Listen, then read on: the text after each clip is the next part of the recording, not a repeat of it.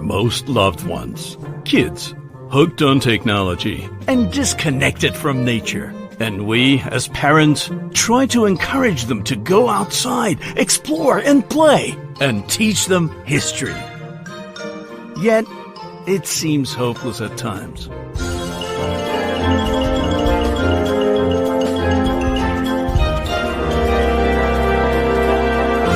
Nocta Macro. Introducing the world's first waterproof kids detector series. Mini and Mini Horde. Easy to use. Lightweight and compact. Find, discriminate, and pinpoint. Just like an adult's detector. Share your hobby with your kids to build great family memories. Let your kids discover a world full of adventure. Experience and excitement of discovery right outside their door. Mini and Mini Horde. World's first waterproof kids detector series for the young treasure hunters of the future. I'm Dave D, and you're watching XP Team USA.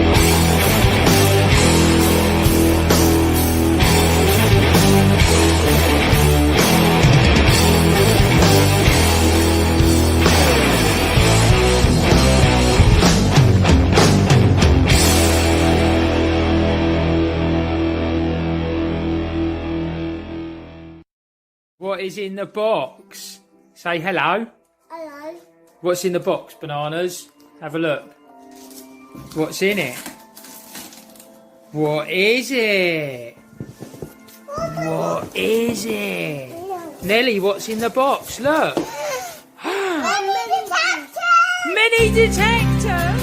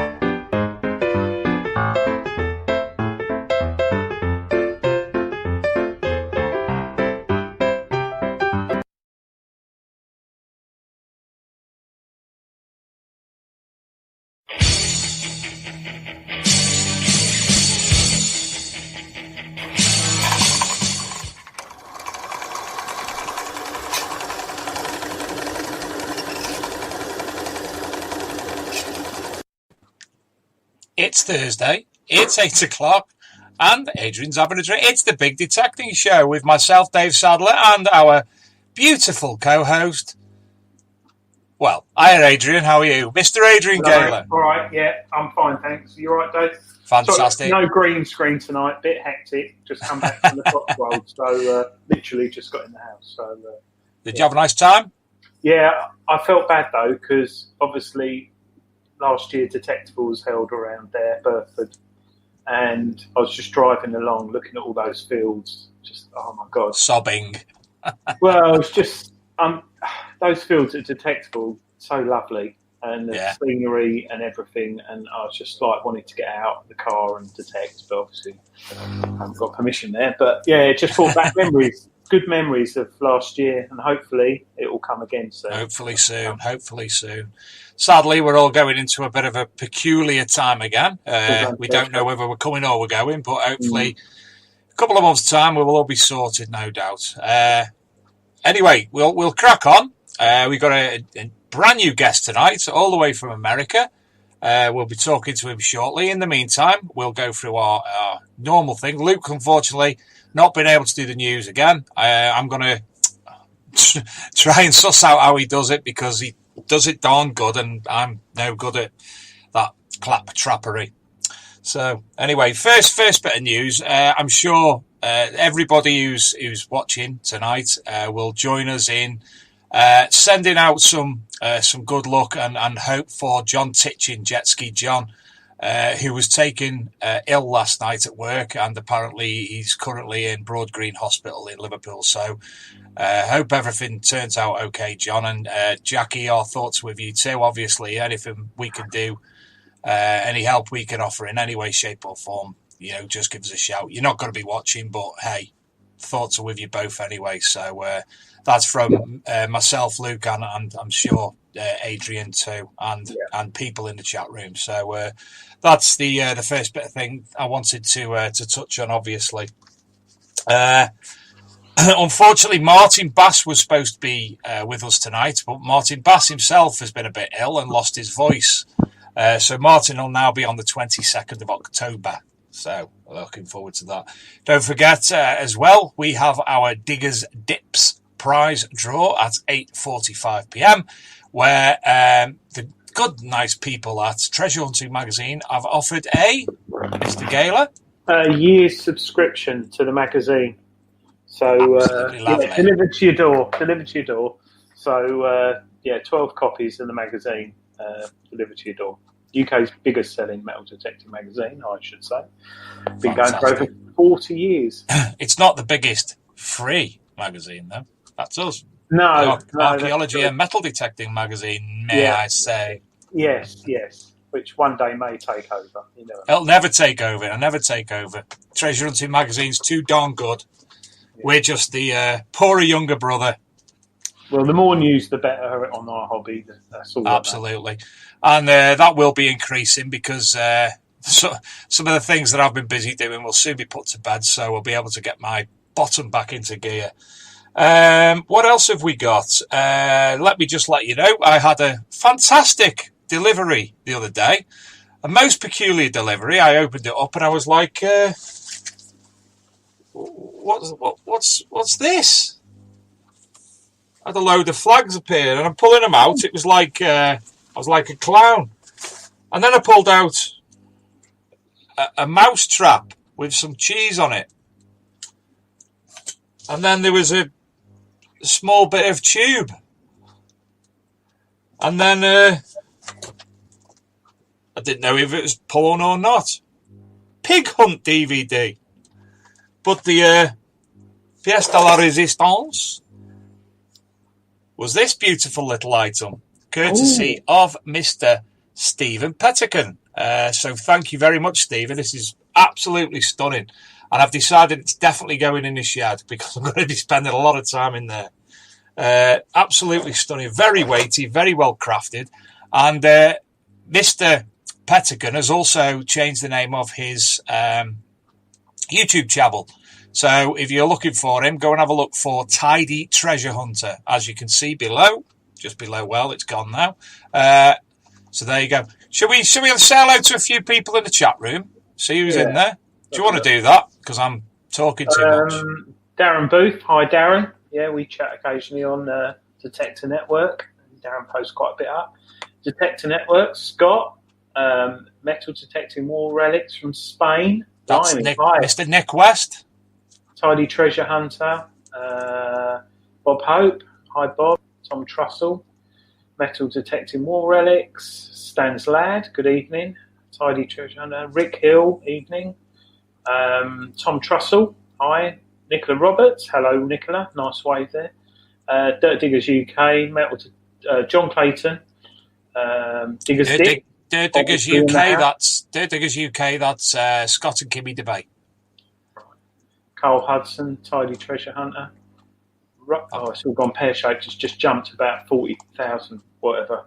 Rick Hill. But yeah, it's a lot of people in there. Ramon Gallan from Berlin. Yeah, I saw that from Berlin. Philip Wills. James Newman. David E. Jones. Oh, so, James Newman. Block him.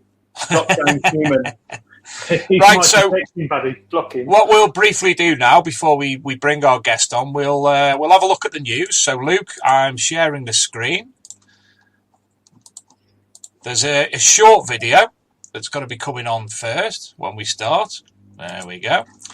And I've lost it. Where is that? No, that's not it. Where's that video gone? I know where it is. Why you do this to me? It's in the downloads, isn't it? There you go.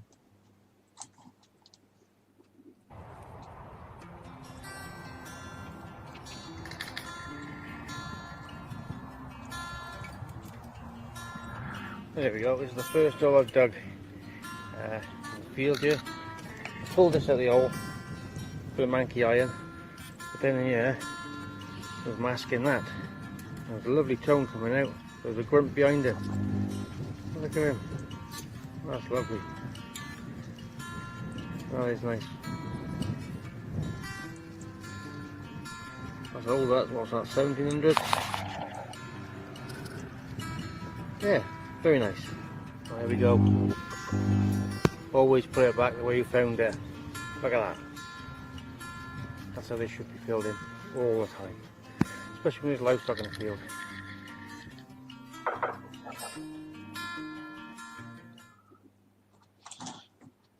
So there you go. That was Mr. Stephen Pettican. Thank you for that, Stephen. So if anybody, if you want to, why aren't we sharing? Share again. Share. Let's try again. Sharing again. Go into the news. If anybody does want to obviously offer any videos or see your finds, obviously send them in because we do look at them every week. So the first bit, as I shared in the group last night, this is Colchester Police and Gosbeck's Archaeological Park. Police caught a person illegally metal detecting at one of the most important sites in Colchester. Following reports from members of the public, they went there on Wednesday. It's a scheduled ancient monument, one of the most significant Iron Age and Roman sites in the country. Basically, night hawking and the person was arrested. Artifacts were recovered and detecting equipment was seized. Do you know what? Over to you, Adrian. If that was someone who had a beginner's machine, like a GoFind or a Chinese one off Amazon, fair enough, you could possibly say, look, mate, this isn't what you should be doing and you shouldn't be doing it here. But if you look at the picture, he's got an Ox 800 or 600, I can't tell. He's obviously an experienced detectorist, and people like him, I've got to be careful because that is 15 minutes from my house. It's up the road. And Colchester, as we know, the Romans was a big settlement for the Romans. I just can't believe someone would do that. It makes us all look idiots. Well, as I'm going to say, and I'm going to say a word that I shouldn't say probably on air, but for that person and anybody else participating in a similar things, you are a twat. Stop it. You're destroying, you're just going to make things worse for yourself as well as everybody else. Stop being a twat. Hopefully they've confiscated his machine. And apparently so, yeah. Yeah, and he will be reported, but he'll probably get a £50 fine or a community service picking tin cans out of a ditch or something for a week. But I hope he gets named and shamed, and we can all. Well, I've got to be careful because I might know him, but it's okay. Poke him in the eye with a dirty stick. Yeah, well, I'd just do more than that. I'd put that shaft somewhere from his knocks, somewhere and shine. But it's just the news are desperate. Yeah. They've been quite good the last few months. There's been a lot of positivity about metal detecting, and there's been a lot of good news about fines and stuff. But it only takes one, doesn't it, to ruin it for everyone? And I just can't. I just get so. I read that yesterday or today, and I just got so cross about it. Sorry, Dave. As I think many people did. Next up, a treasure trove from another age discovered in the English Channel's ancient ghost town. This is in the Isle of Wight, where finds constitute the most intact wooden Middle Stone Age structure ever found in the UK, 11 metres below sea level, during a period of human activity at the site. So let's scroll down. Internet's a bit pap this morning. Oh, there's an image. Archaeologists uncovering the underwater structure. Very murky, isn't it? Well, English, full of plastic. Yeah, there's a better picture of it. A wooden structure that was spotted on the seabed. I thought that was Robert De Niro then, look. Wondered if he was talking Italian. So, fantastic find. Next up is a big metal detecting find. This was I believe, an XP machine. Sue Washington uncovered a warrior burial site near the town of Marlow in Berkshire. That's the remain of what they believe to be a warlord. Wow. So he was a 6 foot tall man. It's his third visit to the site overlooking the Thames Valley, and the skeleton was 1,500 years old. He was buried alongside an array of expensive luxuries and weapons, such as a sword in a decorative scabbard, spears, bronze and glass vessels. Let's just have a scroll down. There she is, with something. That's Sue Washington.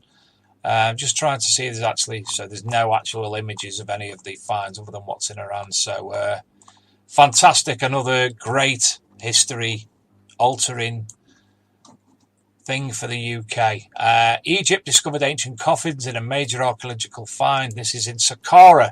I went to Egypt 15 years ago to Sharm el Sheikh, and we took the tour over to Cairo to see the pyramids, etc. And the pyramids was the hugest letdown of my life, Adrian. It was just surrounded by dirt and people bothering you. Looking out and seeing McDonald's and Burger King and Pizza Hut, it was just, it was just, didn't do it for me. And I'd spent so many years being excited about actually visiting her one day. I went to Saqqara, totally different.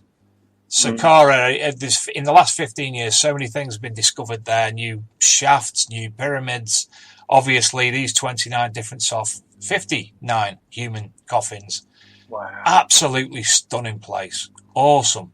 If you ever get the chance. And then we went to Memphis as well, which was the former capital of Egypt.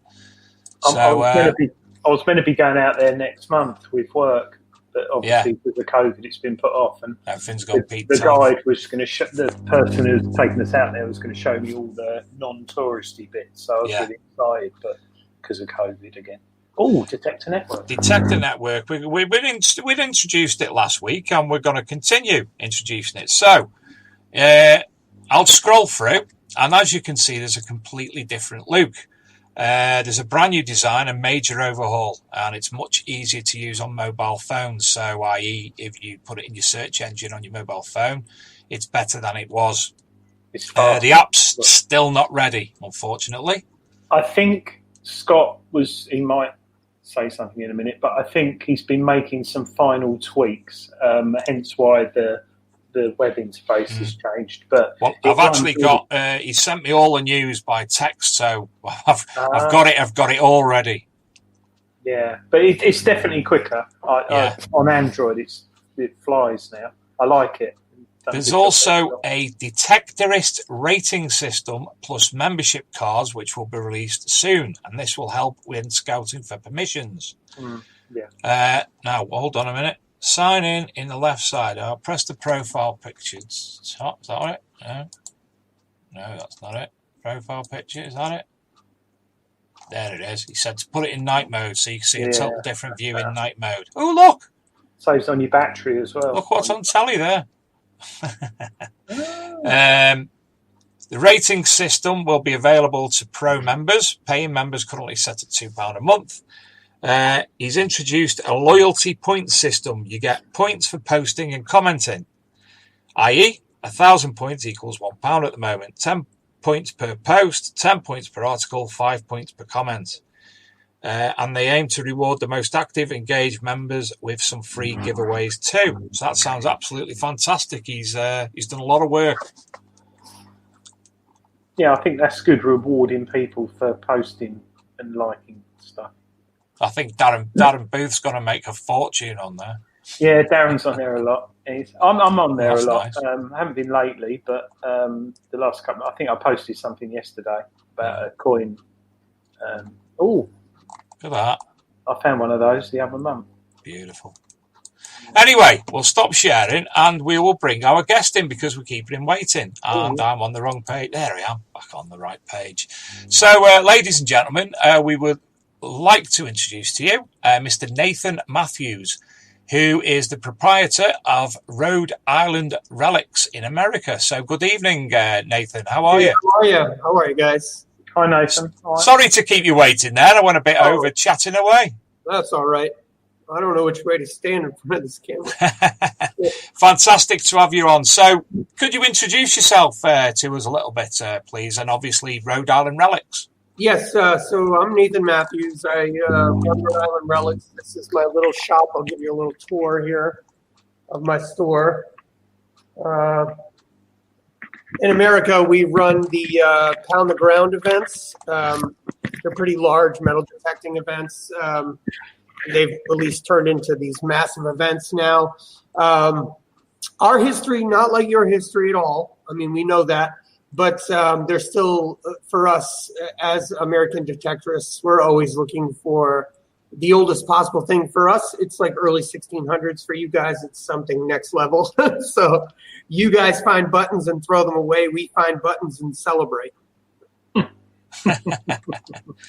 So Rhode Island Relics, as a entity, how long has that been in? Now it's been 6 years altogether. Rhode Island Relics just started off as this, originally it was just going to be a little hobby group. And then I started running events and it just got bigger and bigger over the course of time. And then I was in with Mind Lab and going, I became a dealer with Mind Lab and met, D-Lec from Nope to Macro, the XP team and Garrett detectors here in America. And it just sort of expanded into this like crazy thing here. Our events are not like yours. You guys don't seed over there because you don't have to. You don't seed because you've got tons of history, thousands of years of history. Over here, we like to find silver in the ground. So my last event, very small, we put about $6,000 US in the ground. The upcoming event will be a max of 3,000 guests with $100,000 worth of silver in the ground. Wow. Yeah. So, have you been hit yourself and your events with this, the whole COVID-19 pandemic? Yeah, so basically my latest event, my Rhode Island events. Now, Rhode Island is a very small state in the United States. We're tiny. You can drive through our entire state in 45 minutes. So my Rhode Island events are always small. But 300 people is my max for Rhode Island events. And this year I had to cut it down to about 125 for the coronavirus. But that means 125 people went out into the fields and dug $6,000 worth of coins. And we also had a themed night event, which was, I don't know if you guys are familiar with E.T., the movie E.T. Oh, yes. So we did a full E.T. night event. Let's just not say it's an E.T. night event due to copyright reasons. It was themed as though it was a reminder of E.T. and we had a spaceship. It was amazing. It was amazing. A night hunt in the middle of the woods with a spaceship, with fog machines, like smoke machines, everything. If you guys want to look, you can see some pictures on Facebook.com, RI Relics. But they're amazing pictures. The night was absolutely amazing. I've never seen anything like it in my life. That sounds absolutely brilliant. Sounds really cool. It's a lot of fun. That gives Mind Lab a run for the money at last year's Detectable. Yeah. Well, I mean, I like that the horse thing and stuff that they had going on. This event was just, I'm a nerd. I went into the woods and I saw something that looked like the forest from the beginning of the movie, and I just went with it. I just went crazy. And then, so everything that was seeded in the ground was ET related. So we had ET tokens, ET silver rounds, space themed coins, and those coins would give you prizes. Like we gave out the new Nopta mini horde. We gave out an Equinox 800. We gave out a full simplex metal detecting package with a black 88 shovel, black digging trowel, a Nope to Macro case. It was everything, a pulse dive. Everything for that grand prize package was absolutely amazing. Everything you could need for metal detecting ever. What about BMX? Did you have a BMX? We did. We had a BMX with a basket hanging in a tree. Cool. I remember as a kid in the UK, a company called Rally used to make BMXs, and they did a special ET Rally burner, and it was a really cool bike. Everyone wanted it, and it's really collectible now. Really collectible. We couldn't afford the original ET bike because it was like, I don't know, $15,000 or something crazy. So we got a replica bike that looks very similar to it, and we put a basket on it, and we put a little ET with the towel over his head. It was pretty awesome. I quite like the sound of this, Dave. I can imagine something in the UK. Definitely. Absolutely. Yeah. Marcus Regton just, he said, good evening, Marcus, by the way. Anyone remember the South of England rallies with night events, but no torches allowed? Oh, God, that'd go wrong. Alcohol detecting, no torches. That'd go pear-shaped big time. They still have events around here where you're not allowed to use a pinpointer. Really? So you've got to dig the hole and rub the dirt against the coil of the machine in order to find. It's a little tougher. Yeah. To be honest, it sounds so much fun to what, we have rallies in the UK, it's organised, you go out, you find what you found, you do exactly what it says on the tin as a metal detectorist, whatever your way of doing it is. Right. This is an entirely different concept, isn't it? Yeah. I like the sound of that. Sounds really good, actually. It's almost like going to the cinema, but a virtual one. Almost. Yeah, that's a good idea, E.T. Maybe, Dave, we could have like a carry-on camping sort of one. the one with the Roman mosaics. Yeah. I'm just thinking of that. Sorry, Nathan. In the UK, we have a very politically incorrect in the 1970s set of films that were made with women that were topless a lot and men saying rude things, and it wouldn't go down well today, but it was quite popular then. I just picturing it. Still popular by me. Still pop every time it's on ITV3 on a Saturday morning. I watch it. Yeah, I watched Carry On Screaming the other night again. Yeah. So Nathan, in your shop, what sort of machines do you sell? What sort of? So we are mainly carrying, obviously, the American brand. We carry Garrett. We carry Nokta Macro. Delek is a good friend of mine. She's been fantastic. We carry MindLab. They were my first supporter from the get-go. So I carry every MindLab product, and I'm still a CTX 3030 user. We carry the XP equipment as well. And that's about it. I mean, those are the machines that I believe in, so I carry them. I carry what I personally would use, honestly. Yeah. Pete Terrell in the chat room says this is the first time he's ever seen you sober. Oh, wow. Yeah, he would be right. He would be right. And before we started the show, we were chatting, and as you saw when Nathan spanned the camera around before, Pete, you need a coffee shop. He's got a coffee shop in his shop, and it looks absolutely fantastic. You have a coffee shop, Peter, I'll come down. Peter, look at my coffee shop. This is my coffee shop. Pound the Grounds. Instead of Pound the Ground, the name of my event. I like that. Pound the Coffee Grounds. Pound the Coffee Grounds. Marvelous. Yeah, I met Peter in Sardinia for MindLab. He's a great guy. I'll see. Were you going to say it, Dave? Black Ada? No, you carry on. Behind you, we see you've got the Black Ada. Black ADA, yeah. I love these guys. Which is good. A UK company exporting to the States. Right. How did you get tied up with them? Nathan Cole and I just sort of communicated a bit. I mean, so I go to the UK quite a bit. I mean, I go there as often as I possibly can, minus Corona craziness.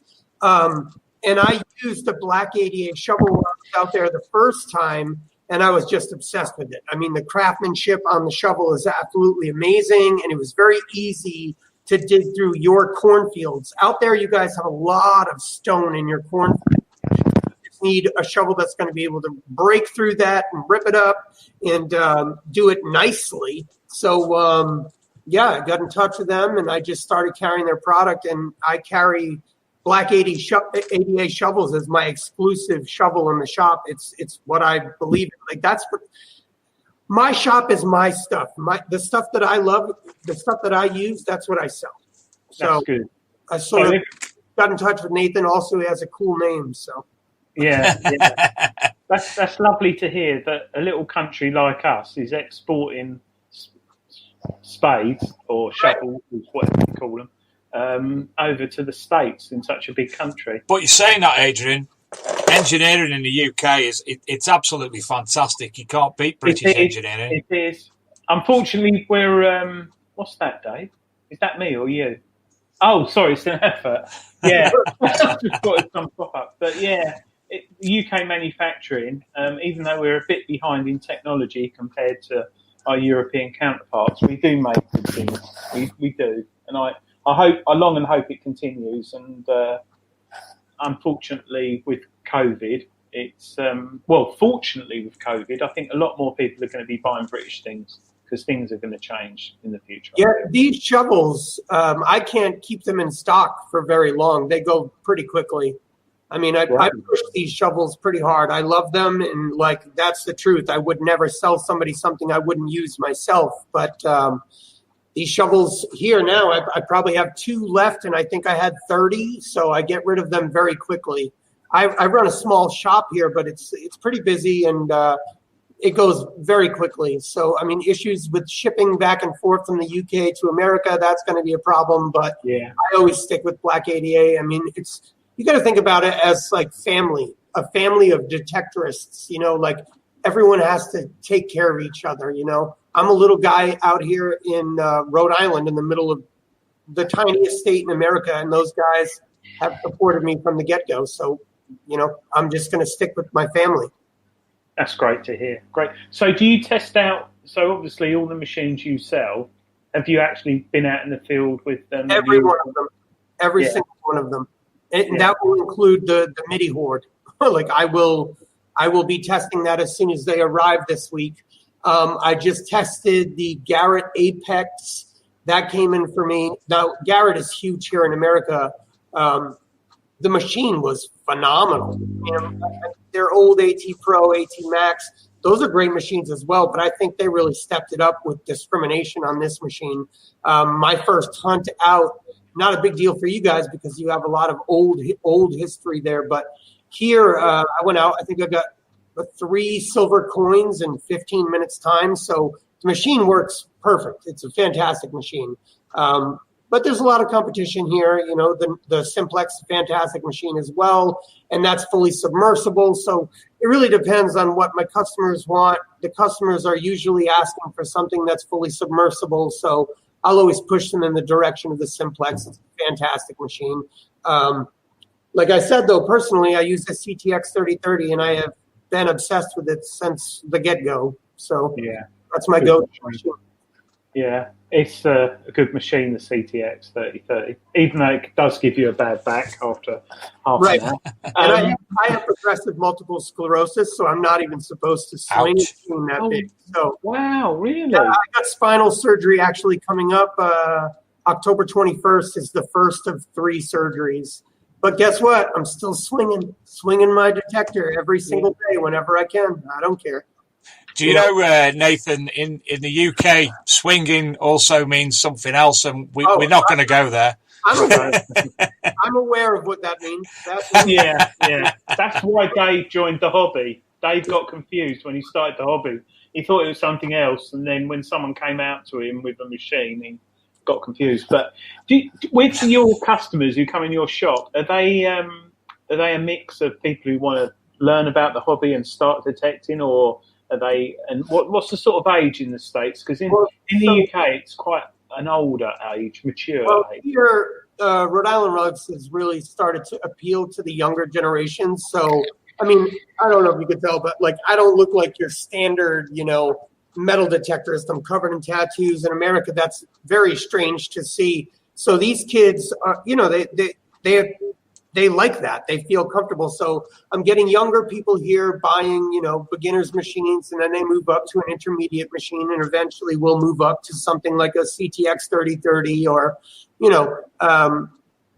there really is no age limit at this rate. And also now that we have these massive events, people are just obsessed with it. Find treasure in the ground. Who doesn't want to make money?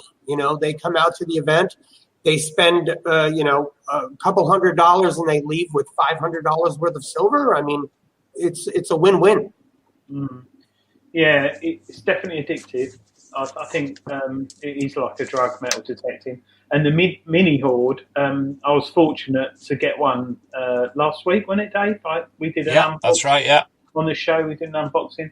And I gave it to a friend of mine who's got 2 children, 7 and 9. And they went out. Is that the names? No. Or is that a bug? No. Shirley and Brian. No, the 2 children, and they went out with the mini hoard last weekend, and I just said, look, give it to them. They've never done metal detecting before. The young kids. They went out in a forest and they found some English currency. They found an old buckle, and the person I lent it to, because I field test, Nathan, for a magazine here in the UK. So I've got a vast array of machines. And first time I had the MIDI hoard, I started playing with it and thought, yeah, it's very well made, great little machine, but really, will it get kids' attention? The box straight away looks like it's, when I was young, it was Action Man, or in the States you call it Action Jack, I think. It was like a kid's toy. Yeah. And they took it out in the box, and the guy I lent it to, he said his kids were in the pouring rain for 2 hours with it in a forest, and they absolutely loved it. And it got dark, and they had to go home. And I just thought, how lovely is that to hear? Right. Young kids, really, your fresh air, looking for treasure. Right. They found a few pound, which, a few dollars equivalent to you, in the ground. But they found treasure. It did what it said. And the depth was quite good, apparently. To them, it is treasure. And I have twin 5-year-olds. So my son, Elliot, and my daughter, Edie, they love metal detecting, and they're 5. So I can't wait for the MIDI hoard to get here, because I'm going to give it to them, and they're going to come out with me, and they're going to metal detect, and they're going to have the best time of their lives. Every single time we go out, we're looking. My little 5-year-old son now knows how to tell you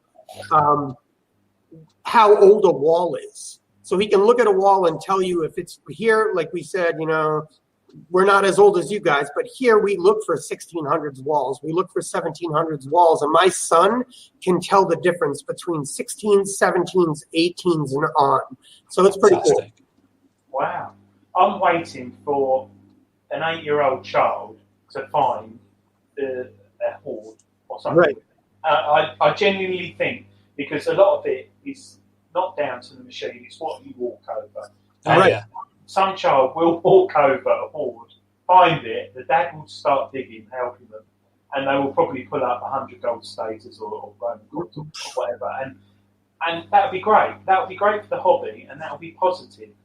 Right. I hope that happens soon. But I just hope not to macro have got enough manufacturing capacity, because if I was a kid, that will be on my list. Because I started metal detecting when I was about 7 with my granddad.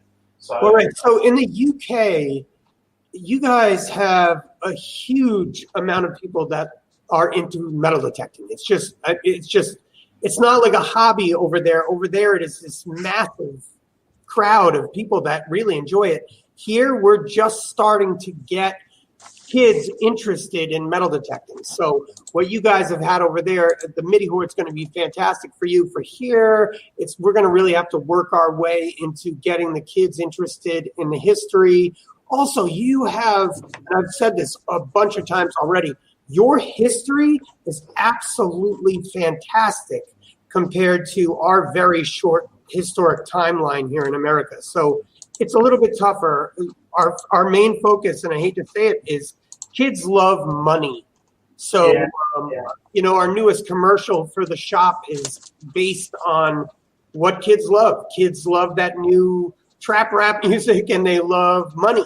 And so that's the focus of the commercial, really just to tie them into metal detecting. We want to teach them about history. We want them to be using the machines for the right reason. But there's got to be a way to pull them into the market. And doing so is unfortunately going to have to, appeal to the nature of their, the things they love right now. So we'll do what we can, and hopefully we'll be able to reach out to a lot of kids and get them interested in what we're doing. Ultimately, it's the greatest thing that's ever happened in my life. I mean, I get to travel all over the world and find like literal treasure, historic, the historic value to me is way better than anything else. I don't care about the monetary value of anything.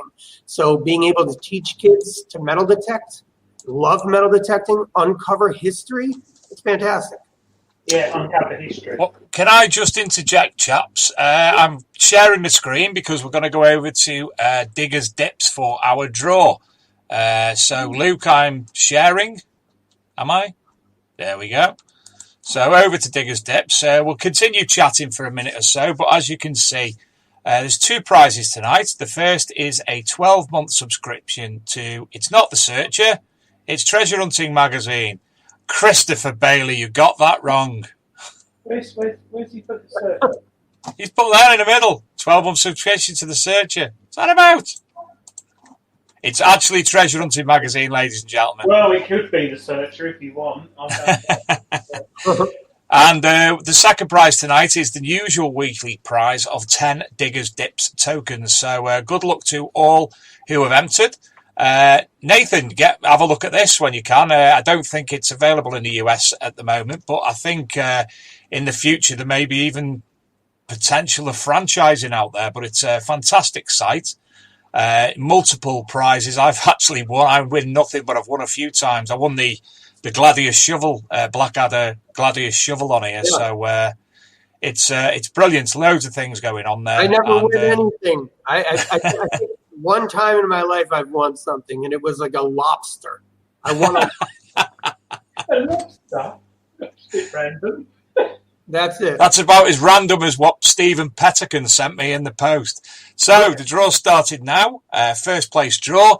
Nathan, it's over to you tonight. You can announce the number and the winner. The winner will pop up as soon as the numbers are generated. Okay, cool. Come on, high number. 123. I'm going 18 tonight. 27. There's only 25 entrants. Oh. Well, it's a 2. Oh. It's almost there.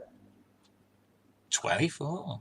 All right. So number 24 is the winner. And does that say the butt chick? The Butch UK. Oh. but far prepared. It was only on my screen for a second. So the butt UK. Sorry. Well done, the butt chick. Yeah, we call it the butt chuck. The butt chuck here in America. Oh, the Butch UK. I'm so sorry. Just going through the thingy to see who the butt chick is. And in second place we have Nick Evans. Nick Evans. Well done, Nick. So I can't find who the Butch UK is. I'm going through the post, but I can't find it. So the Butch UK is the winner of the 12-month subscription to Treasure Hunting Magazine.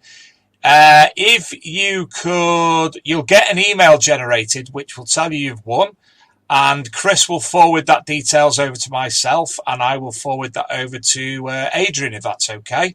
Yeah. And Nick Evans, congratulations on second place. Obviously, you'll get an email confirmation, but that will be credited to your account. So thank you again to Digger's Dips, and thank you as well to Treasure Hunting Magazine this week. Fantastic prize worth, what, £45, Adrian? Yep. And it's delivered to your door. So, and you get it, I think if you subscribe, you get it just before it goes in the shops. So it's very popular at the moment. I think with COVID, a lot of people have been subscribing online because obviously a lot of the shops are shut and stuff. So, a lot of people have been getting it delivered to their door. But we have had a phenomenal amount of people submitting finds. Through the website, there's a link where you can submit your finds.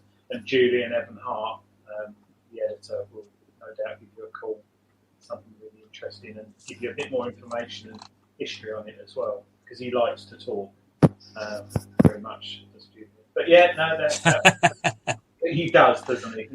I've got to see him next week actually, so I better get ready for it. But yeah, did you want to go through the comments, Dave? Well, first and foremost, we usually go to adverts now, but I'm not 100% sure if we're having them due to the there's a bit of disruption on the internet at Luke's end. What is in the box? Say hello. Hello.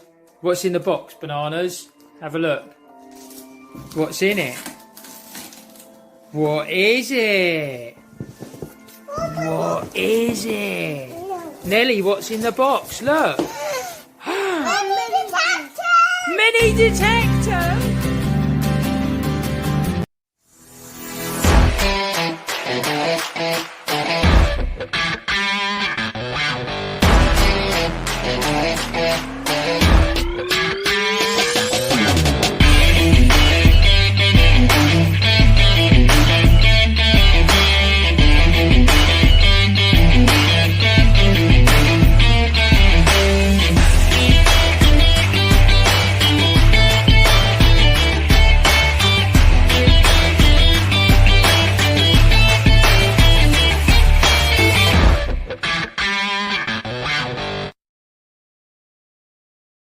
What is in the box? Say hello. Hello. What's in the box, Bananas? Have a look. What's in it? What is it? What is it? Nelly, what's in the box? Look. Mini detector.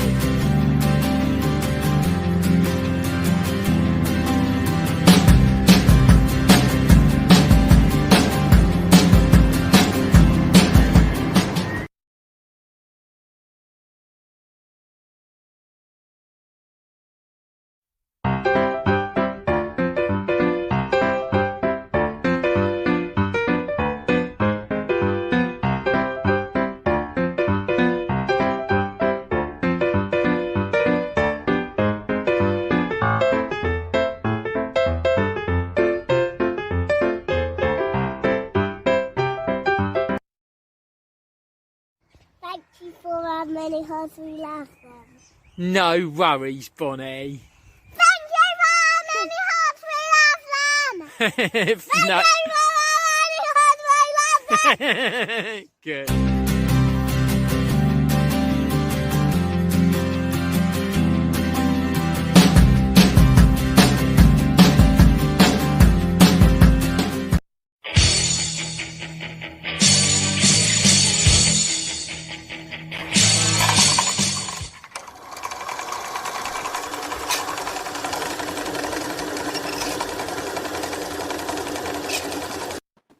Welcome back, everyone. Oh, hey, say hi to my buddy. This is my little buddy. He lives here now, along with his spaceship. Oh, cool. There's a fantastic meme of E.T. How did E.T. get his long neck? Oh. And it's a toilet seat slapping down on his hurdy-gurdy. Anyway, Nathan, twins with mini hordes. What's that about? It must be a growing thing, both for yourself and Luke, making the girls famous. I hope they enjoyed them, Luke. And I presume you're going to be taking them somewhere this weekend to get them, give them a good testing out. Yeah. I mean, so as soon as the machine arrives, I immediately have to play with it anyways, just because I want to know how it works. So I'm going to take the kids out probably. I just got some cornfield permissions here, that's where our oldest history is here.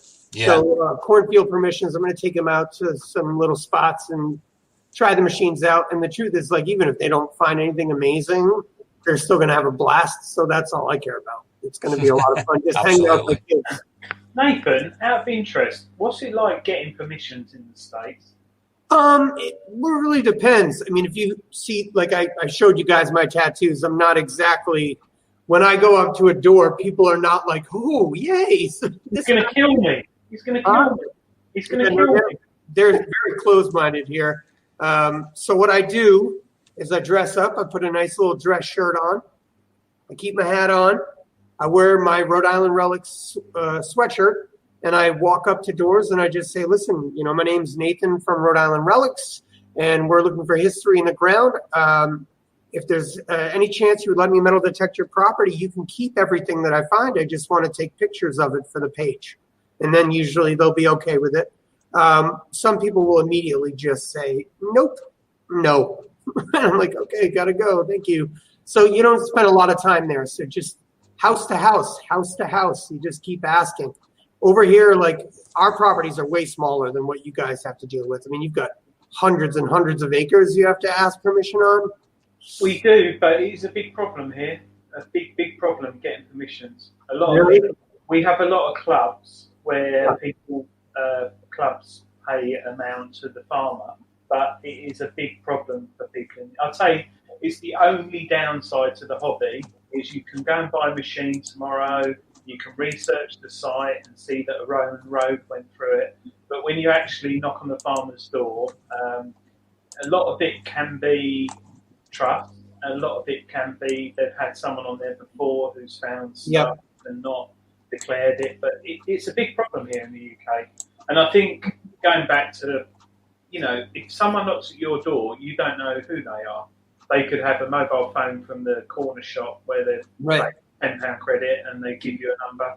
And I think having some sort of what Detector Network were doing actually talking about, having some way of identifying you and finding out your credentials and stuff is quite key. But I'm quite fortunate. I have quite a few permissions. It's a problem in the UK. We have a lot of history, but not a lot of people like it. I don't know. Here there's a ton of competition for getting permissions, especially when you live in the smallest state in the United States of America. There are a lot of detectorists now, especially due to Corona. So it really just takes somebody who's willing to take the risk of being told no repeatedly before you find a solid property. And now you find a solid property here, and I mean, I've been metal detecting the same cornfield for, I don't know, 6 years now, and every year I find some more amazing history. So it's just a matter of how much time you're willing to spend somewhere, and if you're willing to spend the whole day to find one thing, And I am, because I'm obsessed with metal detecting, so I'll do whatever is necessary to find whatever I can uncover. But lots of permission problems here, especially with there being so many people. So similar but different. So what would be your standout metal detecting find? I already found that. My standout metal detecting find was an 1867 $3 gold coin here, which was minted 2,550 times. And the events that I have, the pound the ground events, I planted that coin in the ground for someone else to find. And the guy that found it, he goes to the UK on a regular basis. His name is Treasure Tom Shively. He's a great friend of mine. And he actually found that coin when it was seeded in a field, and he's got it forever. And I couldn't be happier with someone else having it. I would have sold it anyway. So, why did you decide to put it in the ground instead of keeping it as your standout find? Well, I mean, the reality is I've had a bunch of standout finds. I'm very lucky, and what am I going to do with it? I'm not ever going to sell it. I would never sell any of my finds here. Our history here is short, but it's all very important. And I don't know. I wanted to do something at our events that other people weren't doing. Like I put my entire silver collection, gold collection, everything in the ground at that event. And I stick to that. This year I did not put my own silver in the ground, but that's because I didn't have to. I put $6,000 in the ground for a very small event. So, I mean, going forward, it doesn't bother me to get rid of any of the things that I find. I have the memory of them. I know exactly when I dug that. I know the moment. I was in tears. Like, I remember it crystal clear. I'll never forget that. So it's not for those who don't know, I'm just sharing a screen. I've just found an image of said coin. I think it's the right one anyway. I can't remember where it is. Is it in there? There it is. Crystal clear. That is it. if it pops up. Yes, There it that's is. 1867. That's a 63, I think. Mine's an All right. 1867 $3 gold coin, minted very little. And I mean, I lucked out. I dug that in Woodstock, Connecticut, in the front of someone's house, who only let us metal detect there for 15 minutes because we were making too much noise for the church next door. Huh. One question I would ask you, Nathan. What got you into metal detecting, and what was your first machine? All right, so I tell this story a lot, actually. So when I was diagnosed with progressive multiple sclerosis, I needed a way to exercise, and I couldn't run any longer. I used to be all about running every day. I'd run about 13 miles a day, and I couldn't run any longer. I needed exercise. My friend Jeff Muthersbaugh asked me to join him metal detecting one day. I said I would never. And then I finally gave in. I went out. I had always had an obsession with history as a kid and, going throughout high school and whatnot. So I joined him for a metal detecting excursion. And then from that moment on, I was absolutely obsessed with metal detecting. The first metal detector I ever used, I believe, was his terrible broken bounty hunter machine, and then I moved up immediately to a Garrett machine, and then I just went crazy and bought a CTX 3030, and now I have every machine you could possibly need. I'm just obsessed with, how they run. Like an XP, for example, in the UK, that machine is fantastic. I mean, I love it. It's great, and I don't have to carry it around I don't have to carry a CTX around your massive cornfields there, with a 17-inch coil on it. So I'll use the XP Deus over there. I got obsessed, and now I am completely in love with metal detecting, and every aspect of my life is metal detecting. I turned a career as a professional musician into, I'll just do this metal detecting thing, and then I turned metal detecting into my life. My whole life is surrounded by metal detecting. I run my own shop. I have events that I run every year. It's just been the greatest thing that could ever happen to my life and this disease. It's very, very beneficial for my disease. Yeah. You're definitely one of the most passionate people I've spoken to, Nathan. You can see the passion for the hobby that you've got. It's fantastic, and obviously, we've spoken to numerous people, myself included. I'm fat. I've got several conditions, and metal detecting helps. And for one of the main things that we've discussed with people in the past, it's the mental aspect. People who've got psychological issues, mental illness, and metal detecting helps phenomenally, absolutely phenomenally. It's weird because about 4 years ago, I was taken into hospital. You don't know this, Dave. I was taken into hospital, and I had something wrong with me. I'd lost a lot of weight, and I thought I had cancer. And they walked me into resus, and the girl said, "I've never walked anyone into resus before." I said, "Well, what's wrong with me?" She said, "I don't know." And I went into resus, had drips on me and everything, and they said, "Oh, you've got ketone acidosis." I said, "Well, what's that?" And she said, "Oh, it's where your blood turns to acid." And I said, "What?" And she said, "Yeah." She said, "You could die in the next hour. You could have a stroke, heart attack, or go into a coma." I was like, "Well, why?" And she said, "Oh, the doctor will tell you." Anyway, I was in hospital, and they got me better, and I was diagnosed as type 1 diabetes. Now, diabetes, I thought, was where you eat a lot of cake and a lot of chocolate. Right. I've got that. Yeah. Type 1 was due to a virus I got, which upset my pancreas, and Wow. my immune system is shot, and I have to inject insulin, but I still have to have regular exercise. I don't like running. I don't like cycling, especially the UK roads. So I need a form of exercise. So what better exercise that I can control at a good pace? So you're out, you're walking, you're digging, and for me, it's been a lifesaver because I still keep fit.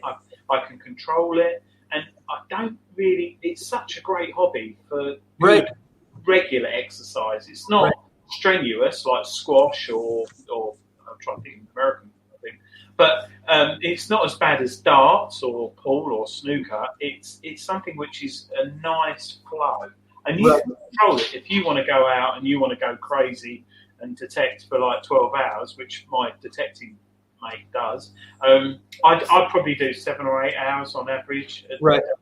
But it's so good for your health. It really, really is. And I for your mental health as well. The minute those tones, that headphones in your ear, and you hear those tones, everything turns off. Everything I agree. turns off for me. And all I'm worried about is finding history and unearthing it. And I love the way you, Nathan, you give back. So you find a good find, and you'll put it back in the ground for someone else to find. Right. I mean, I think it's just ultimately we preserve the history. And if someone that I know personally gets it, I know they're never going to get rid of it. So we're not wasting the history. The history is always going to be on display rather than melted, smelted into money. Money is money, and that's wonderful. Everybody loves money, and that's great. But I think that when you dig something historic, it should be recognized for as long as it can be, I don't know. That's my personal opinion. But as far as what you were saying about metal detecting for health reasons, I literally went metal detecting yesterday. I'm getting surgery literally on the 21st.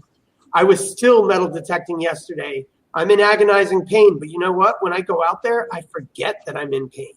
I forget it. Yeah. I go out with a bad back or something, and I think, I don't really feel up to it. And then suddenly, after half an hour, I've forgotten the fresh air, sun. Yeah, and then you try and get up and can't. No, that's when I get home. I'm on the That happened to me yesterday. But yeah, that's nice hearing, Nathan. That's nice. Nathan, where are we? Metal Detecting in Devon asks, what is your surname? My surname is Matthews. Nathan Matthews. I have two first names, basically. Nathan Matthews. Nicola Roberts said, Adrian, she's got type 1 diabetes and found out exactly the same way as yourself. Well, that's amazing. Nick West over in Metal Detecting War Relics.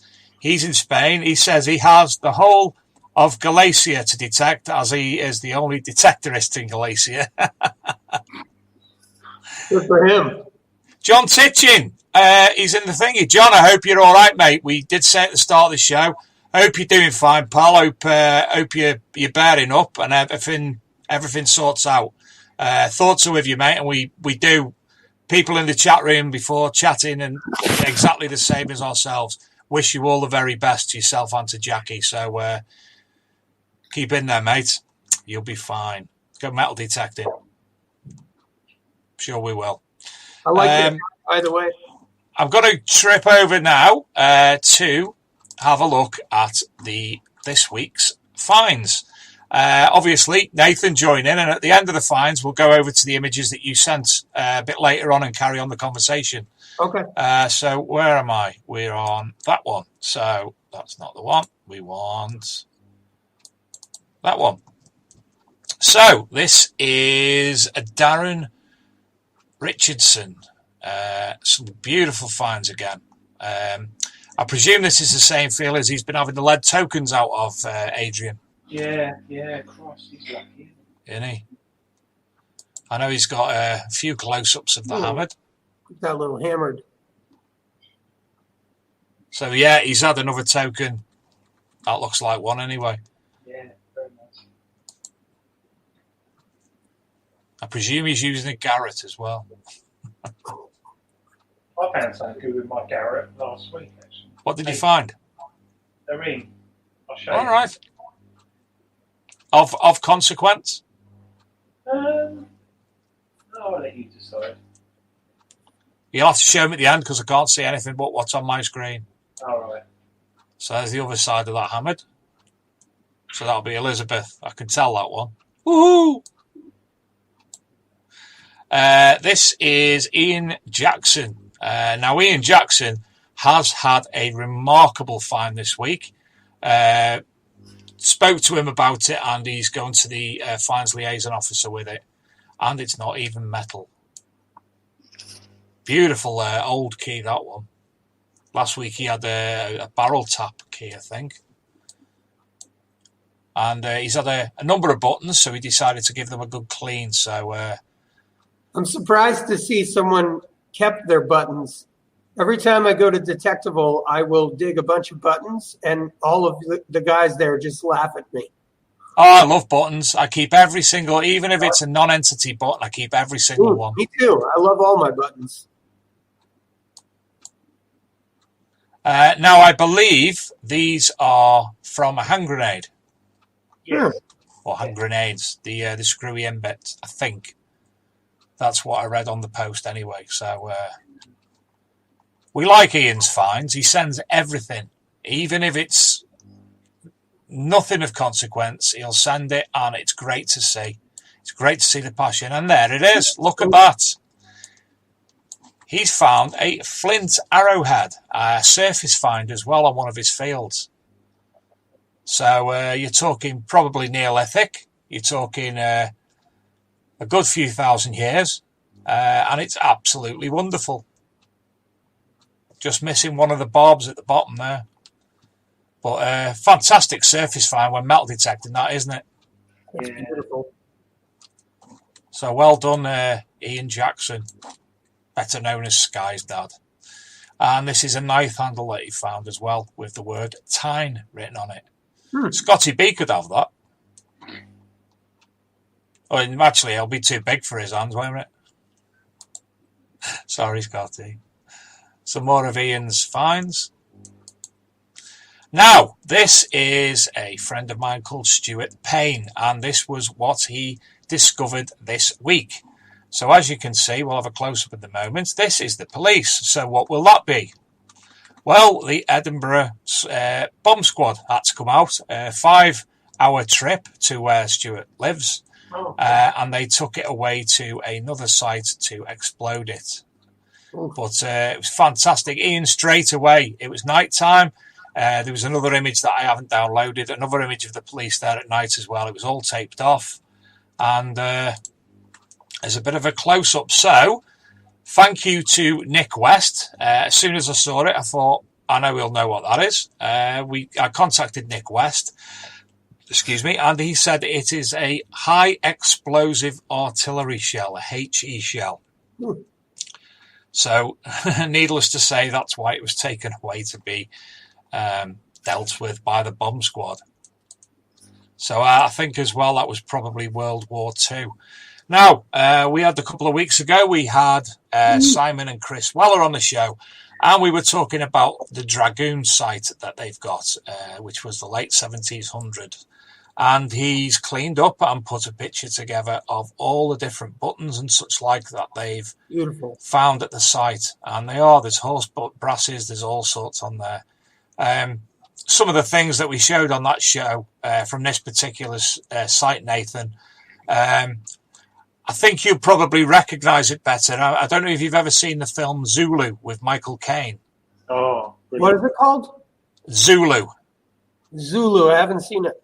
Right. It was basically a place in Africa, and I can't remember the country, but there was a place called Rorke's Drift where the what we'll call the British Army Dragoons were held up against multiple African people, the Zulus, and fought them off, basically. Fantastic film from was it the 60s, Adrian? I grew up with it, so it's probably the 60s, mid-60s, 65, I think. Do you know what? I'm going to IMDb it because IMDb knows all. Yep. But, yes. Nathan, if you can watch it. It's a really good film. I'm going to watch 64, you were close. Suffering. 1 year out! That's my favorite year for music, actually, 64. Well, basically, the British Army in that wear like a white helmet and a red tunic. So it's not them exactly, but it'll give you an indication of what we're looking at the moment. And these are some more of the finds as well. So we're hoping to get Chris and Simon on in the future when they've basically collated all the finds, because What they actually done, Nathan, was they plotted out a small area, I don't know, say 5-10 meters, 10 feet, gridded it out and concentrated entirely on that area. So what you've just seen comes from a very, very, very small area. But what the site that they're looking at was this Dragoons, the British Army types. It was their campsite and training facility, they believe. So you can imagine the amount of things that are coming up. Oh my God! Imagine how many more of those buttons are going to be there. Oh, undoubtedly. And they're beautiful, super ornate, beautiful buttons. Yeah. Jealous. So here we are with Rhode Island Relics, pound to the ground.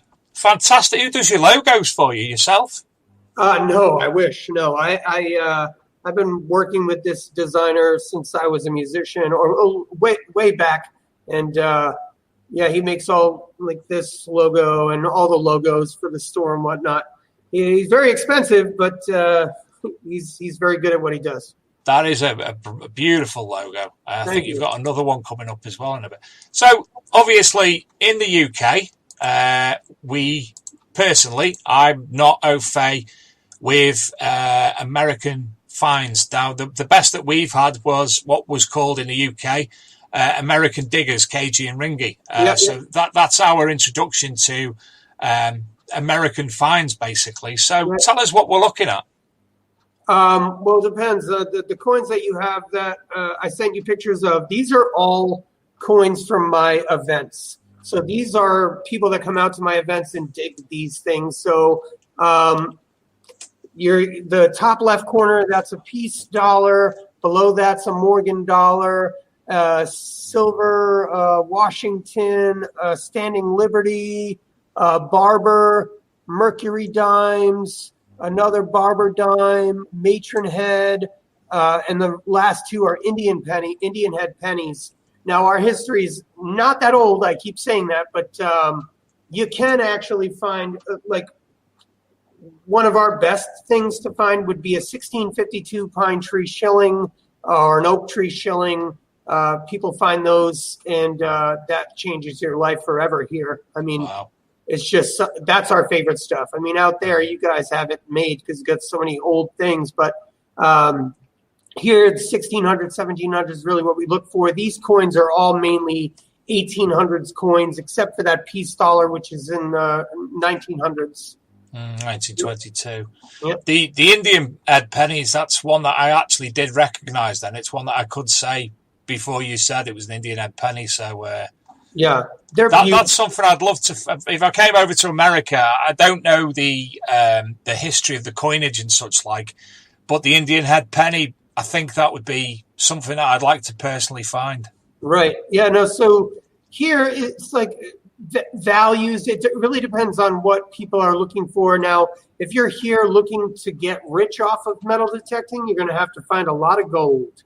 And the reality is, if you're here looking to get rich off metal detecting, most of the people that are metal detecting don't want to metal detect with you.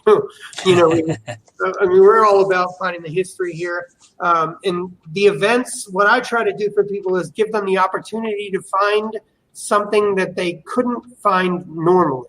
So whether or not you find it in a seeded hunt or a natural hunt, there's a huge difference, but it's still an exciting experience for them to come out and get the opportunity to find something that they're never going to have the chance to find, you know, it's going to take them a long, long time to find it.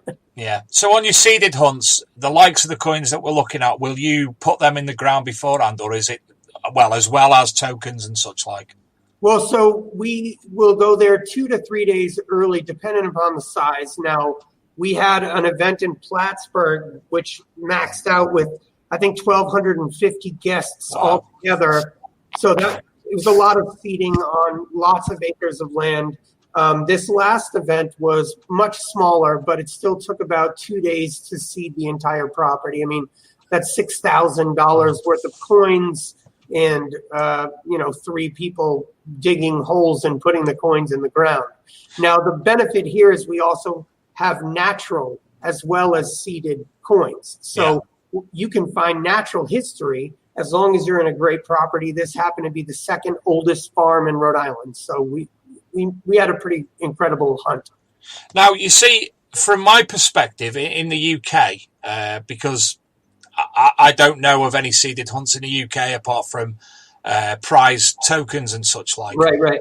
But to me, being the second oldest farm in Rhode Island, wouldn't that, for me, I would feel that would ruin the potential of finding the history of that site, given that it's been seeded.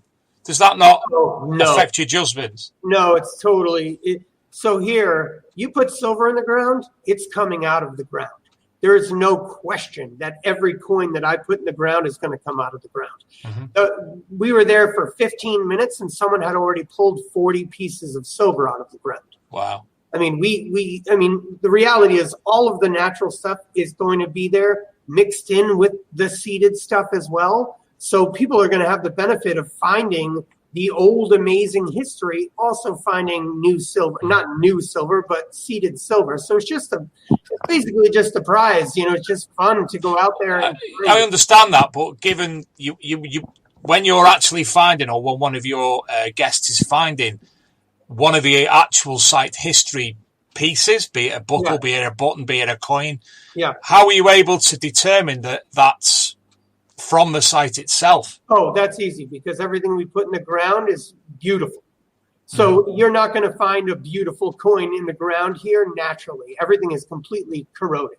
Right. So except now, if it's silver comes out looking beautiful, but we'll know directly if it's a silver coin we've placed or a silver coin someone found naturally. It has a different tarnish color on it, and we'll know right away like it's not something we seeded. Or if it's really scratched up and has like corrosive copper look to it, not that beautiful green patina, that's not us. We don't put that kind of stuff in the ground. Everything we put in the ground looks meticulously kept. So obviously I don't know the American soil conditions and the makeup of the soil, so obviously to do something like that in the UK, we do get coins coming up looking like that now.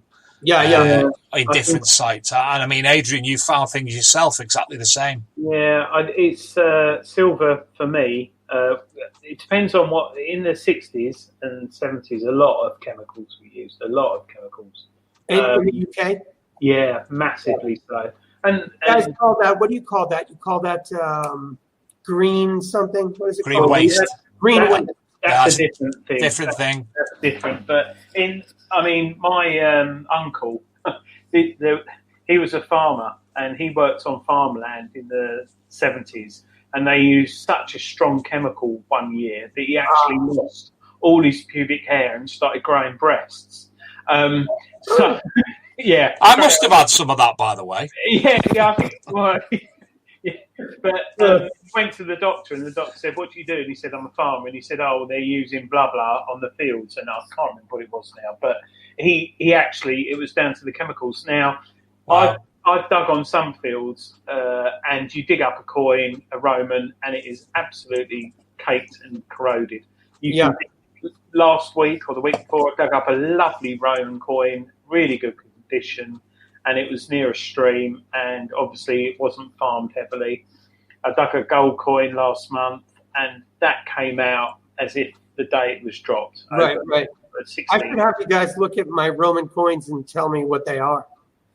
Well, we've got I've got a contact in the USA who I've never known anybody be able to discuss Roman coins and artifacts. Chip Krawinski, something like that. I'll put you in contact with him. And I have top guy. I have one particular coin that is like, I mean, it literally looks like it was dropped yesterday. And I found that I was out with the guys from Joan Allen, and they Luke brought me out to this amazing permission, and Matt, and I got hammered, and then I just found this beautiful Roman coin. It was like basically on the surface. It was absolutely gorgeous, and I know what some of the other ones are, but this particular one, I don't know what it is. I'll be pretty sure that Chip would definitely be able to sort that. Let's go on to the next image anyway. Okay. So there we go. A nice coil with a fine array. Now, is that a spearhead, or is it a bit of? Is it? Well, I don't know if you've ever watched The Detectorist, the British TV series. My favorite scene is when he's looking at the gate And he's like, "Oh, look, it's a spear," and he finds out that it's just the top of the gate. Yeah. So what are we actually looking at the centre there? Is it something exciting? To me, it looks like an old file, so I don't think it's all that amazing. Those pieces in the back are just harmonica pieces, and then I think that's a piece to a drawer pull there that's just a little ornament. Right. Yeah. And then all that silver is what they pulled out of the ground at our seeded hunt. Fantastic. Yeah.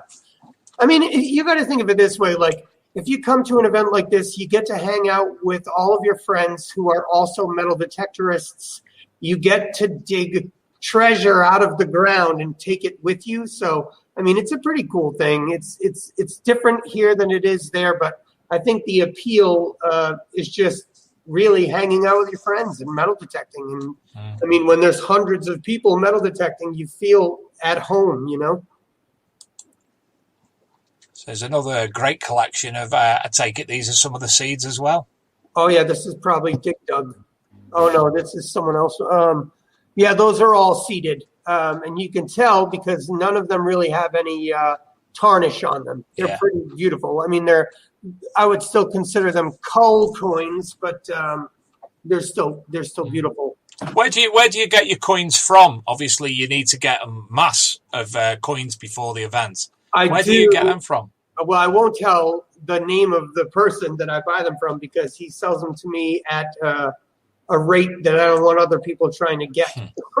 So it's a coin dealer that you actually get them off. He's a coin dealer, and he's a few states away, but he always provides me with the best stuff, and he also sponsors the event. So he puts some free stuff in there for me as well, and I've also been working with him now for several years. So we in the UK we have car boot sales. I don't know if you'd call them flea markets or whatever. You know, with all the cars with the boots. Yeah. And you know the amount of old coins that you're able to pick up. I mean, I've got so many, it's untrue. And we go and I always have a look through the coins. And to create a seeded hunt in the UK, Adrian, would be simple with the amount of things you could find like that on a car boot sale. Or the amount of finds that you've got in the back room that you don't really want. It's really funny, Dave. I was at a car boot sale last weekend, and there was a guy selling coins. And I looked and I thought, oh, yeah, I found that the other day. And it's like, to me, it's like nice bit of history, nice coin. And he's selling it for £75. Wow. And whilst I was talking to him, a guy came up with his girlfriend and he spent £160 on buying coins. Wow. I was like, this is a car boot sale. I go with like £1 in change and like haggle on sort of like, I don't know, a foot spar for 50p or something. But there is some interesting coins. And as I was walking up the aisles of the boot sale, there's a guy who had some butter pots, like plastic containers. And in it, he had crotal bells, all the sort of stuffy buttons. Yeah. And I looked at him, I said, are you a metal detectorist? And he went, yeah. And he said, you're the first person, I've been doing this for 4 years, the first person to say this. I said, does anyone buy this? He went, no. And I said, for me, the finds he had in that little container, it's like crotal bells, he had lead weights, he had all the stuff we like finding. But yeah, you're right, there's a lot of stuff out there, and to do something like this would be quite easy, really. It would. And it's finding treasure. I just want to, interject a bit. Nathan, in the comments, Richard Hill found an Indian head penny over here in the UK. And also Stan's Lad found an Indian head penny, 1866, near Bicester in Oxfordshire. So it's really weird, isn't it? I mean, but I always find UK coins over here. I mean, really? they just make their way, you know? They make their way. What age have you found UK coins? Just, like I've got this 1949, I want to say. I don't know all of the people on the coins, but he's bald. 1949 or something like that. Yeah. Green. Not super old, but still over here, we find stuff like that randomly. But finding an Indian head penny in the UK, that must be pretty tough. You have a lot of land over there. Yeah, I find a lot of American Second World War coins. Yeah, that makes sense. Yeah, near where I detect, there's an American airfield, and we find a lot of American coins there.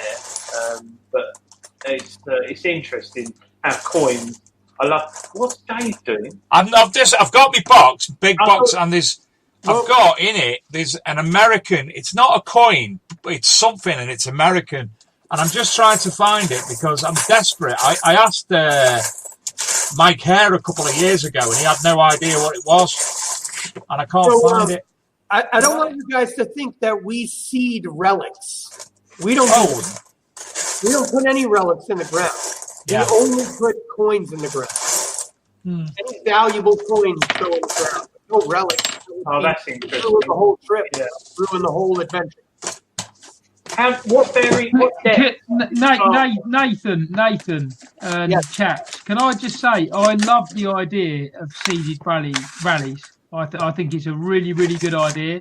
Thank you. And equally, we kind of touched on the, in America with regards to sort of messing with history. In the UK, it would be tougher because it would be a lot more difficult to kind of differentiate between what have been seeded and what was naturally found. Right. But I think what you're doing is absolutely brilliant, and I do still think there's a real market for it in the UK, kind of metal detecting, but almost mixing a bit of sport, looking for tokens, or I think it's brilliant, and I would definitely come to one of your rallies. Absolutely, I think it's good fun, and you go out on a field and you're not potentially maybe going to find something. There's something there to find. Yeah. Well, I think it's brilliant. It's just very complicated in the UK because of the football and tennis team, etc. But yeah, your history is much longer than ours, so you got a lot of coins that you'd have to be burying and whatnot. But my opinion on that would be, if it wasn't based on that sort of thing, like my brain when I think of having an event like that in the UK is it being the ultimate prize, because people deserve, if they're spending money to go somewhere, you should give them, it's the gift of them enjoying that event. So you plant something, say you have a particular thing. I don't know if you guys do token hunts over there and whatnot, but I don't know, following that routine and just making it astronomically big for people, that's the best thing on the planet. Our upcoming event has got $100,000 worth of silver going in the ground. Yeah. And then a grand prize of $25,000. Like, it sounds crazy, but it's totally worth it. I think the whole idea is amazing, and what it does is, even in our country, it would put life back into tired fields, right, and life back into tired farms, right. To be able to mix that, but we would have to be able to differentiate between what's seeded and what's natural. Right. But I do honestly, if I was going on a weekend rally and I knew there was one token out there that was worth £1,000, right, it's going to keep you out there, right? Or some American coins out there, something that's not applicable to pass, a gold American coin, a silver American coin. I think the whole idea is absolutely brilliant, and I think yes, we've got the history in the UK, but I think we're really missing a trick. With regards to seeded hunts, I really do. And your ideas, like you were saying about detecting but without a pinpointer, detecting at night but without torches, I think all these things are really, really good fun. Right. And I think it's a real shame we don't do it, not instead of what we currently do, but to complement what we do. Right. I mean, I'm not going to lie, Detectival is fantastic. I mean, well, I didn't find anything at Detectival last year, but Detectival before that was fantastic. Oh, I love Detectival. Detectival's brilliant, but I mean, this is something that could be done in larger or smaller scales. Right. But I think we've got a real almost phobia around the word seeded. Right. In the UK. I've noticed. Because in America, seeded hunts are a huge thing. Anytime I've talked to anybody about a seeded hunt in the UK, it's sort of laughable over there. But if you think about it, if you're successful with running events like that, you're bringing money to the communities that need it and people that need that money. And it's very, very important to keep your economy alive. And right now, with coronavirus and the struggle we've been going through over here, this sort of thing is very helpful. We're bringing thousands of people into a small town where there's small shops, and they're buying goods from these small shops and keeping these towns afloat. So I love it for that reason as well. Fantastic. I've got a wee story in the comments from Metal Detecting in Devon. I dug on a field in Poulton, Doddleston, where Chester Racecourse burnt down. I actually know that very well. And the night soil was put on his land. The night soil was put on his land in 1986-87, can't remember now.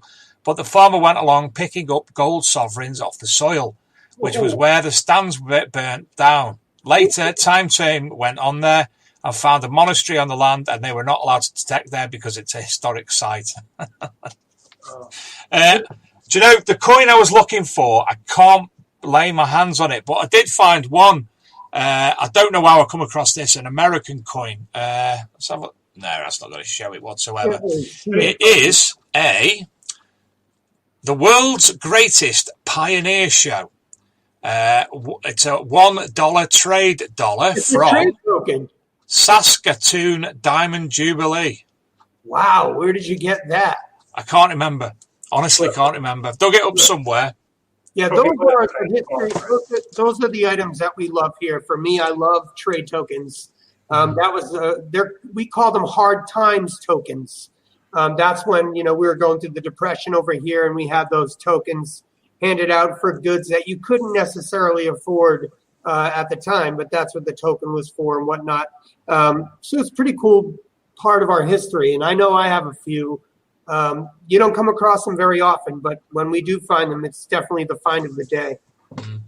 We have a similar thing in the UK, token-wise. Back in the 1700s, companies, I mean, I've got one, a Druid token. A company called the Paris Mining Company in Anglesey created their own, more or less, coinage, which was available. They gave it to their employees, and the employees were able to use it at their shops or related things. So I've got a few of them now, Adrian. I'm sure you have as well. Yeah, it's true. My dad has collected tokens for the last 50 years. So he's very much into tokens, big time. Can I ask you guys a question? Certainly. What are your favorite finds? Mine is quite simple. It's a pair of Victorian nutcrackers. I've found a part of a hoard of a Jetton hoard, which is a gaming token is the easiest way to describe it, isn't it, Adrian? Yeah. It's not. But the Victorian nutcrackers, they're so ornate and beautiful, and to know that they were used by somebody, it's a relic, and it's only Victorian. It's just over 100 years or so old, but I just absolutely love them. Right. What about you? Me, it's not because of the value or whatever, but last year I was detecting with my friend, and when you get days where you just don't find anything, and I was just sort of a little bit tired, a little bit fed up, and we were detecting the field. We've detected 3 or 4 times, and I went up to the path near the edge of the field, and my machine got a signal, and I was using a router sort of 71. Have you heard of those routers machines? Routers, yeah. It was the Alta 71, and I was sort of semi-field testing it, and I got a signal, and it was showing a bit. It was like it was foil or trash. Yeah. But I thought I'd dig it anyway, because I was just about to sit down, and I dug down, and I found a medieval gold bishop's ring with a cabochon sapphire. And that dates from, I think it's 13th to 14th century. Really nice ring, beautiful blue sapphire in it, and it's now with the treasure people in the UK who are assessing it. It's been assessed as treasure. They're just doing their thing. But what I love about that is I dug down. It was only that deep, Wow. It was really, and I pulled it out the ground. I thought it was the child's, like in the UK, Christmas crackers, you know. Yeah, I yeah. thought it was a toy ring, and I put it on my finger and carried on detecting. And then I saw my friend a few minutes later and showed him. He swore at me and started shouting at me like an idiot. And I just went, well, it's just like a kid's ring. And basically, it's currently, I'm all right, that's right, my daughter. And basically, it's a lovely ring because I put that on my finger and I thought the last time someone wore this, Right. like 600 years ago, and that to me is my favourite find. But I do have other finds. I love buckles. Yeah. I've got a buckle here, and lots of buckles. The Garrett Apex I've been testing it lately, and I've been finding lots of buttons and lots of buckles with the Apex. I don't know why, but lots of buttons and lots of buckles, but nice buckles. Really Yeah, nice. I love buckles as well. Any buttons or buckles over here, I love them. Luke, can we just share the screen a moment? I just want to show Nathan what the Druid's pennies are, just so he gets an idea of what they are in the UK. Are we sharing? I don't see anything. Let's try. Let's try again. Share screen, Mr. Higgins. We'll just carry on talking. It'll pop up hopefully in a moment. Luke will put it on, and then just to show you what a Druid's penny looks like. But to me, because I've spent so much time in Anglesey, which is a small island off the coast of North Wales in the UK, finding that so far away from Anglesey was astonishing. And also, I mean, I've been privy to people finding American coins. I found 2 Nazi German Reichspfennig, and it always, you know, picking them up and looking at them and thinking, how did that get here? Right. It's fantastic, absolutely fascinating. For me, I mean, even though it's the 1940s, that was such a epic time in history. So even like discovering something from 1945, you know, like you're like, wow. During that time, the world was changed. You know, we're Hitler was, I mean, that was a real thing. You know, that was a real thing. And like history is in that penny, you know, whatever it may be. Somebody was holding that penny during that time when Hitler was in power and crazy stuff was happening. Somebody was using that penny. That blows my mind. I don't know. That's my ring, Nathan. Can you see that? Your what? My ring. No. Can you see that? No, nothing sharing at the moment, which is a pity because we were gonna play out with a video that Nathan sent me as well. That's one of the videos from our events. I just here we one go. up from.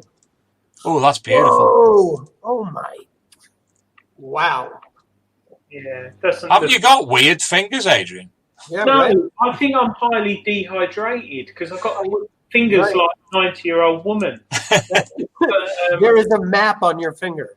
yeah, I think I got that, and I think Wow, So that is it's- absolutely beautiful. yeah. But do you know what? That is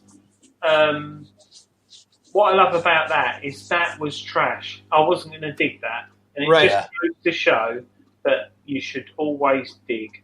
I say that to everyone. People ask me all the time, how do you find all these gold rings? How do you find this stuff? Dig the bad signals. Just dig them if they repeat. You have no idea what they're going to be. I mean, with the CTX 3030, you've got a little bit of a benefit because of the ferrous, non-ferrous. So I can go over a gold coin, it'll ring up at the 409. I know immediately there's a huge chance that it's going to be gold. Yeah. So Stan's lad, yes, the Druid's penny is the one with the scrolled letters and the old bloke with a hoodie on. And metal detecting Devon, the Royal Charter Shipwreck beach at Mulfra, fantastic. Some of the my very, very early years with my dad and my 2 uncles, who my auntie and uncle lived in Anglesey and Benlock. My uncle still does, and my cousins. Spent years on Mulfra. It was absolutely fantastic. My sharing isn't working for some reason. I'm not sure why. Because Luke, have we got any issues with my sharing at all? I think it's slow, Dave. I think it takes about half a minute. Right. I've been trying to oh, there we go. Marvellous. So if I just pull that image up. There you go. That's the Druids token. Lovely. As you can see. Thing about the hoodie. PMC, the Paris Mining Company. Wow. The Druids were supposed to be a religious order, more or less, before pre-Romans and such like. So there you go.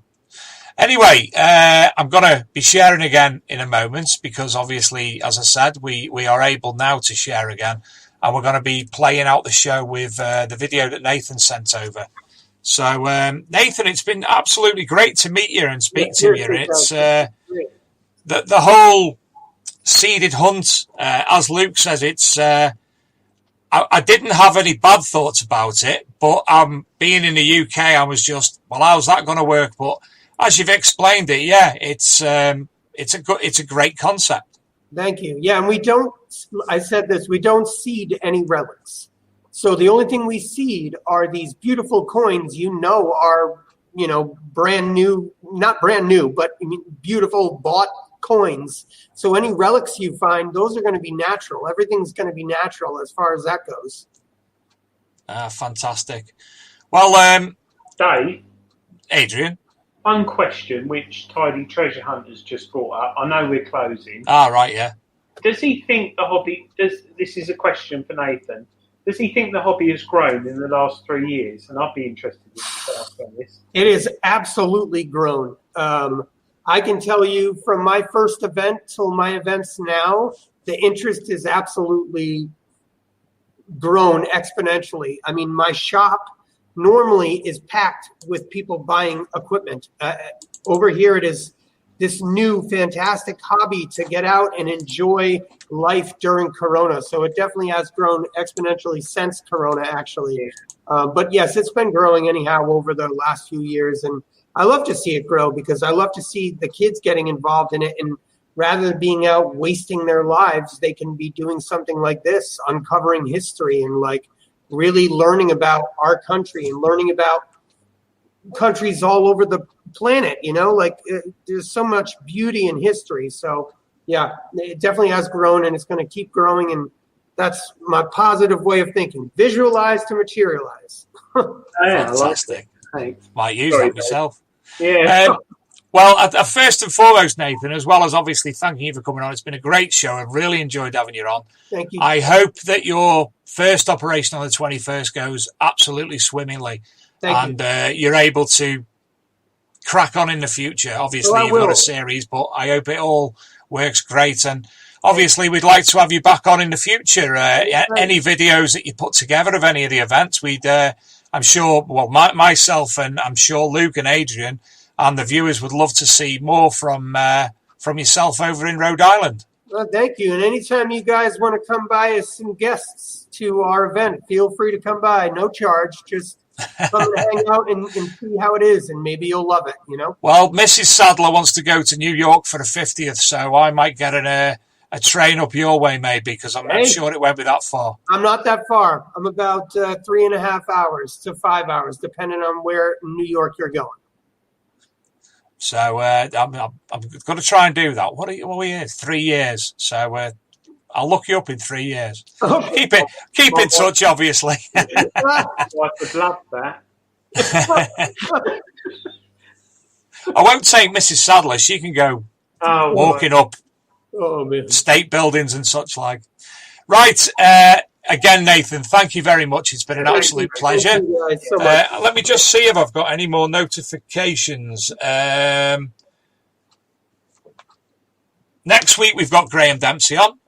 Look at the pinned post at the top of the Big Detecting Show Facebook page, where you can win a fantastic bundle from Composite Pen Company. Now, Composite Pen Company of this week signed an agreement where all their products will be exclusively sold by Regtons in the UK. So you might want to look this gent up as well. If you think on and you've got time next week to watch the show, you might be fascinated to see the product that our guest will be talking about. It's all sorts of things for cleaning your coins and relics, and obviously keeping them looking good in the future. And what's the word, Adrian? Sausages. Sausages. It'll sausage them. No, that's not the word. Cleaning and looking after them in the future. There you go. They're very good at preserving the artifacts. Preserving. That's the word. So I use the wax. yeah, I've got some of his bits here. What have I got here at the moment?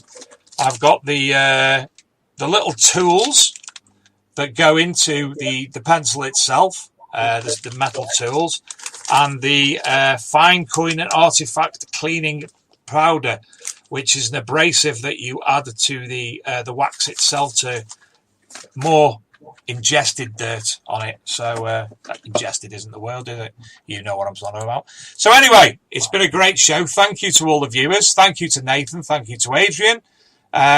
Everybody, I hope you have a great week. I'm sharing the screen and we will play out with some of Nathan's video. So thank you all, and we'll see you next week at 8 o'clock with Graham Dempsey. Thanks again, young man. Cheers, mate. Take care.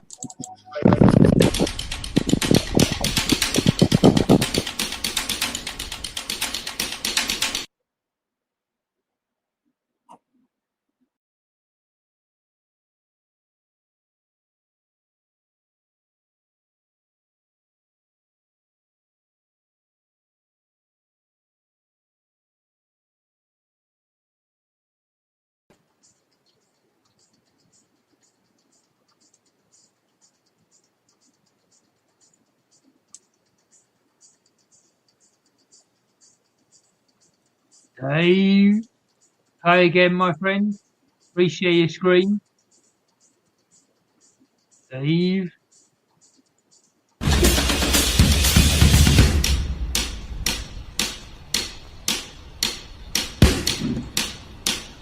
think they're ready, Scott. A lot of guns are getting tired.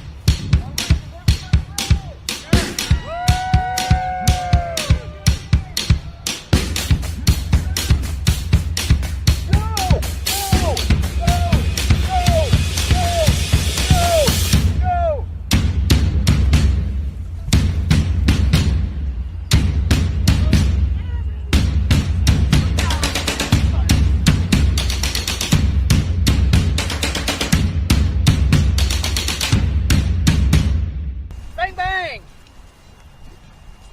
All right, second hit. First was a buff.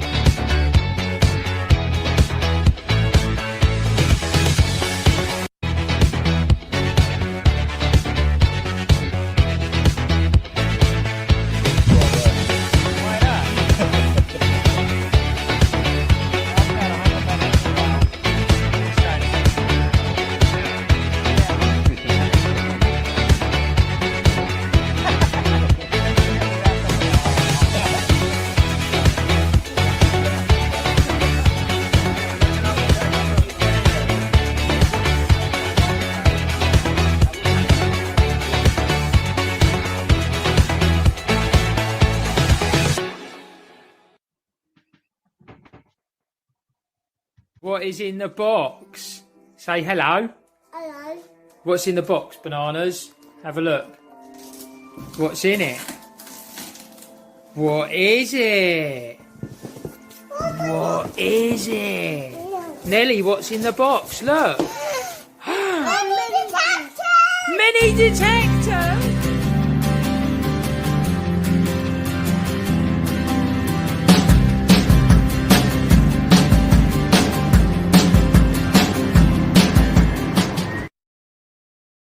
Thank you for how many hearts we love them.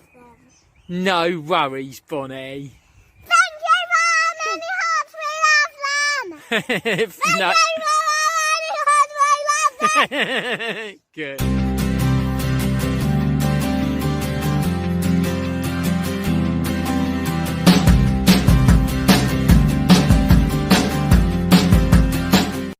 Our most loved ones, kids, hooked on technology and disconnected from nature. And we, as parents, try to encourage them to go outside, explore and play, and teach them history.